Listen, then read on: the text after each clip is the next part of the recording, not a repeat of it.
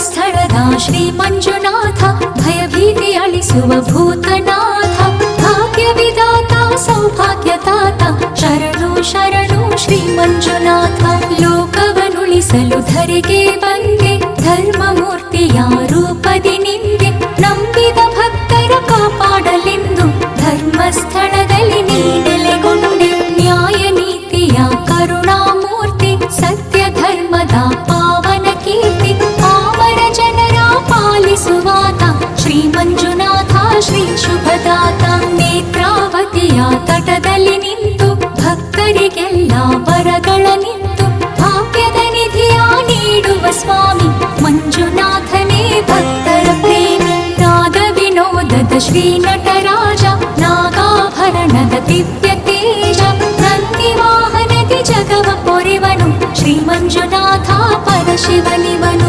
ಬಡಪಲ್ಲಿದರ ಭಾಗ್ಯದ